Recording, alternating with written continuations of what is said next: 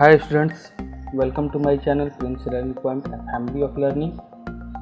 तो मैंने आपको क्लास 8 का chemical effect of electric current के बारे में मैंने आपको इसके पहले वाली वीडियो में इंट्रोडक्शन दिया सिर्फ। अब हम आगे बढ़ेंगे। आगे बढ़ने के पहले मैं फिर से आपको बता दूं कि आप हमारे चैनल को लाइक शेयर सब्सक्राइब जरूर करें और अगर नोटिफिकेशन बटन को भी आप प्रेस करें ताकि मैं जब भी वीडियो बनाऊँ तो आपको नए नए वीडियो मिलते रहें, अपडेट्स मिलते रहें। और अगर वीडियो अच्छा लगे तो ज़रूर अपने फ्रेंड्स के पास शेयर करें। तो अब हम आते हैं अपने पॉइंट पर। तो इस चैप्टर में अब हम पढ़ने वाले इलेक्ट्रोलाइसिस। तो इलेक्ट्रोलाइसिस पढ़ने के पहले कुछ टर्म्स है, जैसा कि पहला टर्म्स है इलेक्ट्रोड। तो इलेक्ट्रोड होता क्या है? तो electrode is a conductor of electricity that can carry electric current into non metals and other poor conductors of electricity. Electrodes use होता है इलेक्ट्रोलाइसिस के प्रोसेस में। एक तरह का कंडक्टर है, एक तरह का इलेक्ट्रिक कैरियर ऑफ इलेक्ट्रिसिटी है जो कि इलेक्ट्रिसिटी को कैरी करता है किसी नॉन मेटल्स या पुअर कंडक्टर के पास। इलेक्ट्रोलाइट, तो इलेक्ट्रोलाइट एक सॉल्यूशन है जो आयंस को ब्रेक करता है, यानी कि जो एक सॉल्यूशन है जो कि ब्रेक करता है आयंस में, ठीक है, किसी भी कंपाउंड्स को जब इलेक्ट्रिसिटी को हम उसमें पास कराएंगे तो। यानी कि इलेक्ट्रोलाइट्स जो है इसका यूज इलेक्ट्रोप्लेटिंग में होता है, ठीक है। तो अब हम देखेंगे electrolyte, a solution that breaks into its ion on passing electricity through it is called electrolyte and are used in the process of electroplating. उसके बाद है anode and cathode. Anode the positively charge electrode, जो electrode positively charge होता है उसको हम anode कहते हैं, और जो निगेटिवली चार्ज होता है उसको कैथोड कहते हैं। उसके बाद हमारा एनायंस है और कैटायंस है। तो एनायंस निगेटिवली चार्ज आयंस है और कैटायंस है पॉजिटिवली चार्ज आयंस है। तो स्टूडेंट्स हम आते हैं इलेक्ट्रोलाइसिस पर। तो electrolysis the effect in which components of a compound get split due to passing an electric current through electrolyte. यानी कि जो कंपाउंड्स है ये असर डालता है उसको स्प्लिट कर देता है जब इलेक्ट्रिक करंट पास करता है। तो उसी प्रोसेस को हम इलेक्ट्रोलाइसिस कहते हैं। इलेक्ट्रोलाइसिस ऑफ वाटर भी होता है। इलेक्ट्रोलाइसिस ऑफ जब वाटर हम करते हैं तो हाइड्रोजन और ऑक्सीजन हमारा अलग अलग होता है। आप इस प्रोसेस में देखेंगे कि दो इलेक्ट्रोड है, एक कैथोड है एक एनोड है, जो कि एक सॉल्यूशन में डाला हुआ है, इलेक्ट्रोलाइट सॉल्यूशन में डाला हुआ है। और जैसे ही हम उसमें इलेक्ट्रिसिटी पास कराए हैं तो वो आप देखेंगे फिगर में बबल्स जो है निकला हुआ है। तो एनोड जो होता है एनायंस जो होता है वो रिड्यूस होके जाके और आपको कैटायंस पे ऑक्सीडाइज हो जाता है, ठीक है। तो अब हम पढ़ेंगे इफेक्ट ऑफ इलेक्ट्रिक करंट। तो इफेक्ट ऑफ इलेक्ट्रिक करंट में आपको बहुत सारा चीज़ हम बता चुके हैं, जैसे हीटिंग इफेक्ट बताए हैं, मैग्नेटिक इफेक्ट बताए हैं, लेकिन मैकेनिकल इफेक्ट भी आप जान लीजिए कि मैकेनिकल इफेक्ट होता क्या है। तो मैकेनिकल इफेक्ट यानी कि इलेक्ट्रिक करंट से जो भी मैकेनिकल एनर्जी प्रोड्यूस होता है उसी को कहते हैं मैकेनिकल इफेक्ट। तो हम देखेंगे कि जो हमारे घर में फैंस होती हैं उसमें इलेक्ट्रिसिटी पास होता है, और इलेक्ट्रिसिटी जैसे ही पास होता है तो फैन मूव करना होता है, उससे हमें हवा मिलता है। या घर में जो हमारा समरसेबल लगा हुआ होता है, तो समरसेबल जो लगा हुआ होता है आप उसमें भी देखेंगे कि समरसेबल में जब भी इलेक्ट्रिसिटी पास होता है तो वहाँ से वाटर जो है वाटर टैंक पर पहुँचता है, कुछ हाइट पर पहुँचता है। उसी तरह से हमारा केमिकल इफेक्ट भी है। केमिकल इफेक्ट जब इलेक्ट्रिसिटी हम पास करते हैं किसी केमिकल के थ्रू तो उसमें कोई केमिकल रिएक्शंस हो या केमिकल एनर्जी प्रोड्यूस होता है, that is called chemical effect. उसी को हम केमिकल इफेक्ट कहते हैं। तो अब केमिकल इफेक्ट का क्या ऑब्जर्वेशंस होता है, यानी कि we know that when an electric current passes through solution it ionize break down its into ions. जब भी किसी सॉल्यूशन से इलेक्ट्रिक करंट को पास कराया जाता है तो आयंस में ब्रेक हो जाता है।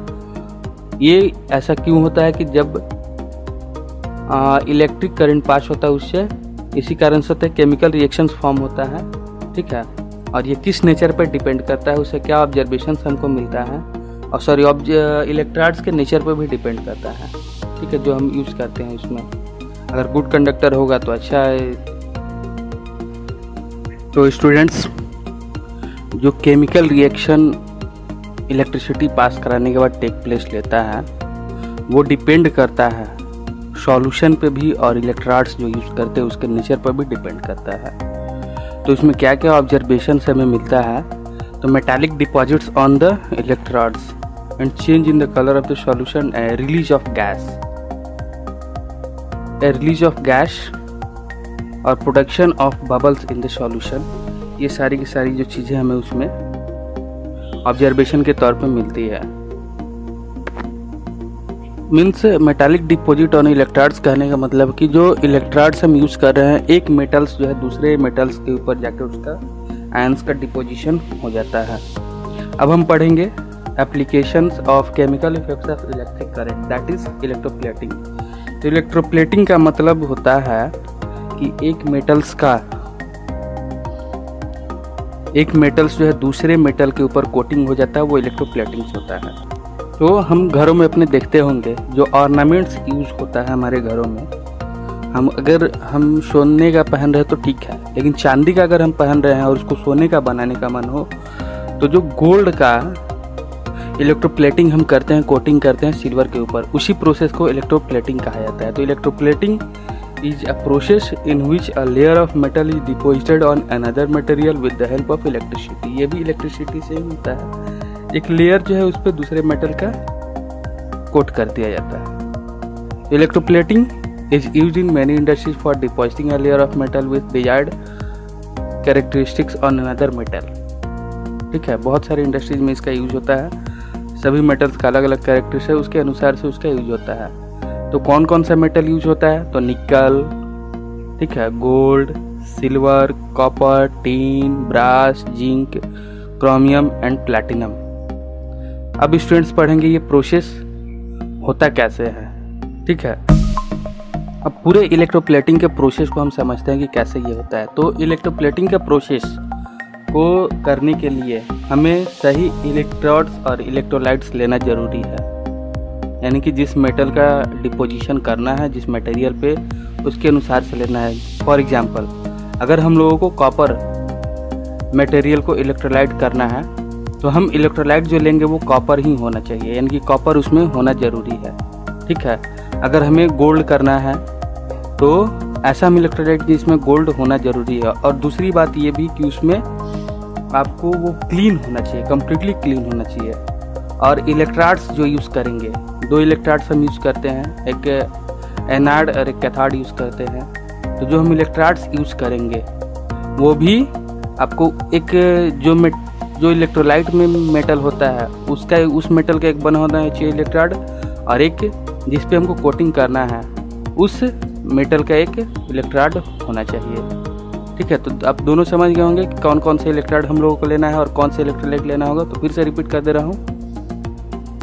जैसे कि हमको अगर गोल्ड का कोटिंग करना है किसी और मटेरियल पे, तो हम गोल्ड ऐसा हम इलेक्ट्रोलाइट लेंगे जो जिसमें गोल्ड होना ज़रूरी है और वो क्लीन होना चाहिए। ठीक है, और इलेक्ट्रोड्स हम वो लेंगे, जैसे हमको गोल्ड को जो है सिल्वर पे करना है तो एक गोल्ड का इलेक्ट्रोड्स लेंगे और दूसरा जो है एक सिल्वर का लेंगे। ठीक है, फॉर एग्जाम्पल मैं आपको फिर समझा देता हूँ। In case we want to plate copper upon brass, one electrode should be of copper and other electrode should be of brass and the electrolyte solution should be any salt which contains copper in it। For example, copper sulfate solution। Diagram में आप लोग यहाँ देख भी रहे होंगे, यहाँ पे डायग्राम है एक। तो अब आप इसमें देखेंगे कि अब हमको जो कॉपर का प्लेटिंग करना था ब्रास पे, तो हम क्या करेंगे, कॉपर का जो इलेक्ट्रोड होगा उसको हम पॉजिटिव इलेक्ट्रोड बना लेंगे और जो ब्रास होगा उसको हम निगेटिव इलेक्ट्रोड बनाएंगे, कैथोड बना लेंगे। ठीक है, जब हम कॉपर सल्फेट सॉल्यूशन से इलेक्ट्रिसिटी पास कराएंगे तो ब्रेक डाउन हो जाता है, वो टूट जाएगा आयंस पे। ठीक है, तो कॉपर आयंस क्या होगा, वो अट्रैक्ट होगा किससे, ब्रास इलेक्ट्रोड पे। ठीक है, ब्रास इलेक्ट्रोड के द्वारा जो है अट्रैक्टेड होगा, और सल्फर आयंस जो है वो निगेटिव चार्ज है तो वो कॉपर इलेक्ट्रोड की ओर जो है मूव करेगा। ठीक है, तो इससे क्या होगा, इसमें क्या होगा कि जो कॉपर क्या करेगा, वो स्टार्ट कर देगा ब्रास पे, जब अट्रैक्शन होगा तो खुद ही जाकर वो उस पर चढ़ना शुरू हो जाएगा, कोटिंग उसका शुरू हो जाएगा। और ये पूरे के पूरे प्रोसेस को हम इलेक्ट्रोप्लेटिंग कहते हैं, और कुछ समय लेता है ये इलेक्ट्रोप्लेटिंग होने में। और ये जो पूरा का पूरा प्रोसेस है कुछ समय लेता है, और समय लेने के बाद ये इलेक्ट्रिसिटी के यानी कि करंट के स्ट्रेंथ पर भी डिपेंड करता है। अगर करंट बढ़ेगा तो इलेक्ट्रोप्लेटिंग का प्रोसेस भी बढ़ जाएगा, और करंट घटेगा तो इलेक्ट्रोप्लेटिंग का प्रोसेस भी घट सकता है। ठीक है, अब हम पढ़ेंगे एप्लीकेशंस ऑफ इलेक्ट्रोप्लेटिंग, यानी कि इलेक्ट्रोप्लेटिंग का एप्लीकेशंस क्या है, क्या क्या उसका यूज है। तो पहला तो मेडिकल इक्विपमेंट्स बनाने के लिए इसका यूज़ करते हैं हम। जैसे कि हम लोगों को पता है कि जो निकल का जितने भी मटेरियल्स बनते हैं वो निकल का होता है, ठीक है, और जो हमारे शरीर के लिए बहुत ही हार्मफुल होता है। इस कारण से ये क्या होता है कि उसके ऊपर या तो गोल्ड या प्लेटिनम का कोटिंग अप्लाई कर दिया जाता है निकल पे। ठीक है, निकल से क्या होता है कि वो मजबूत होता है, इसी कारण से तो गोल्ड और सिल्वर का जो है प्लेटिंग उस पर, प्लेटिनम और गोल्ड का जो है प्लेटिंग उस पर कर दिया जाता है। बहुत सारे हम लोगों का बात तो किचन में भी जो इक्विपमेंट्स यूज होता है वो क्रोमियम कोटिंग होता है, लेकिन क्रोमियम बहुत ही महंगा होता है, तो इस कारण से वो जो मेटल्स या जो भी आइटम बनता है वो उसको चीपर मेटल से बना दिया जाता है, उसके ऊपर फिर क्रोमियम का साइन डाल दिया जाता है, कोटिंग कर दिया जाता है। ज्वेलरी जो हम यूज़ करते हैं, अगर की कोई सोना नहीं पहनता है तो वो चांदी ही ले लेता है, और चांदी के ऊपर जो गोल्ड का प्लेटिंग करवा देता है। उसके बाद जो हम टीन कैंस यूज़ करते हैं फॉर ड्रिंकिंग कोल्ड ड्रिंक्स हम यूज़ करते हैं टीन वाला, तो उसमें भी आप देखेंगे कि वो टीन का बना होता है, लेकिन टीन क्या होता है आसानी से भोजन के साथ रिएक्ट कर जाएगा उसके साथ, और वो उसको बर्फ खराब कर देगा। तो इसलिए टीन पे जो है आपको उस रिएक्शन से बचाने के लिए आयरन का तो वो जो टीन कैन बना होता है वो एक्चुअली टीन से नहीं बना होता, वो आपको आयरन से बना होता है। उस पर सिर्फ टीन का कोटिंग कर दिया जाता है, क्योंकि आयरन जो है फूड को स्पॉइल कर सकते हैं, इस कारण से वो उसको टीन का ना करके वो आयरन का बनता है, और आयरन को फिर कोटिंग कर दिया जाता है टीन का। ठीक है, बहुत सारे ब्रिज भी आप देखे होंगे जो कि आयरन से बना होता है, और आयरन इजीली रस्ट कर जाता है, इजीली कोरोड कर जाता है, इस कारण से उस पर जो है जिंक का कोटिंग कर दिया जाता है। बहुत सारे ब्रिज पार्ट्स होता है या ऑटोमोबाइल का पार्ट्स होता है, वो एक्चुअली आयरन से ही बना होता है, क्योंकि आयरन हैवी होता है और उसका टेंसिल स्ट्रेंथ भी हाई होता है। तो उसको क्या किया जाता है, उसको जिंक का कोटिंग कर दिया जाता है, और जो कोटिंग का प्रोसेस होता है जिंक जो कोटिंग करते हैं उसको हम गैल्वेनाइजेशन भी कहते हैं। अब इलेक्ट्रोप्लेटिंग का और भी बहुत सारे यूज है, केमिकल इफेक्ट का जो है और भी एप्लीकेशंस है। जैसे मेटल को एक्सट्रैक्ट करने के लिए उसके ओर से, ठीक है, प्योर मेटल को हमको ऑब्टेंड करना है किसी भी मेटल ओर से, तो उसमें भी इलेक्ट्रोलाइसिस का प्रोसेस यूज किया जाता है। ठीक है, इलेक्ट्रोलाइसिस का प्रोसेस, उसमें इलेक्ट्रिसिटी पास करा देते हैं और क्या करता है वो ब्रेक कर जाता है इनटू आयनिक कंपैटिबिलिटीज, और उसके बाद क्या होता है प्योर मेटल हम लोगों को मिल जाता है। जैसे कि मेटल लाइक एल्युमिनियम का हम लोग ऑब्टेन करते हैं, उसके बाद मैग्नीशियम भी करते हैं, पोटेशियम करते हैं, सोडियम एंड कैल्शियम जो है और से वो इसी तरीके से एक्सट्रैक्ट किया जाता है। ठीक है, तो अब दूसरा जो है इसमें प्यूरिफिकेशन मेटल्स भी होता है, मेटल्स का भी प्यूरिफाई किया जाता है। ठीक है, मेटल का प्यूरिफिकेशन भी आपको इसी प्रोसेस से होता है। जैसा कि इलेक्ट्रोड जो यानी कि एनोड जो है उस इम्प्योर मेटल का बना दिया जाता है, और जो कि उसमें डिजॉल्व होता है और इलेक्ट्रोलाइट सॉल्यूशन में वो प्योर इम्प्योरिटी जो है रह जाता है, और फिर हम लोग को प्योर मेटल मिल जाता है। जैसे एल्युमिनियम, जिंक, कॉपर, ये सारे इसी प्रोसेस से प्यूरिफाई किया जाता है। यानी कि the method of electrolysis is also used to purify a metal by separating it from the impurities. The impure metal is used as an anode which first dissolves in the electrolyte solution and then deposits on the cathode in the pure form, and the impurities of the metals remain in electrolyte solution only, and metals like, यानी कि आप इसमें देख रहे हो कि जो impure metal है, ठीक है, उसको हम एनोड की यूज़ करते हैं, एनोड के जैसे यूज़ करते हैं, और उसके बाद हम उसमें क्या करते हैं कि इलेक्ट्रोलाइट सॉल्यूशन यानी कि उसको डिजॉल्व करके इलेक्ट्रोलाइट सॉल्यूशन बना लेते हैं, फिर वो क्या होता है कैथोड पे जाके डिपॉजिट हो जाता है। ठीक है, इन प्योर फॉर्म, और जो इम्प्योरिटीज होता है उसी में रह जाता है, इलेक्ट्रोलाइट सॉल्यूशन में रहता है, और इससे हम लोग को नया का नया जो प्योर मेटल है वो मिल जाता है। और प्रोडक्शन ऑफ कंपाउंड्स भी का भी प्रोडक्शन इलेक्ट्रोलाइसिस के मेथड से होता है। ठीक है, जैसे कि सोडियम हाइड्रोक्लोराइड।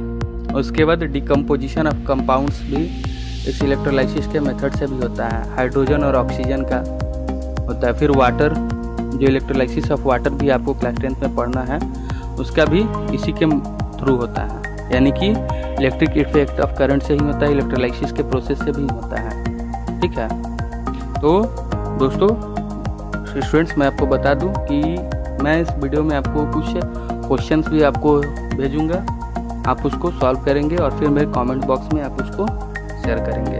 Thank you. अगर ये वीडियो अच्छा लगा, समझाने का तरीका अच्छा लगा, तो आप इसको लाइक शेयर सब्सक्राइब जरूर करें, अपने दोस्तों में ज़्यादा से ज़्यादा इसको शेयर करें ताकि सभी के पास ज्ञान पहुँचे। ये चैनल आपको ज्ञान देने के लिए ही बना हुआ है।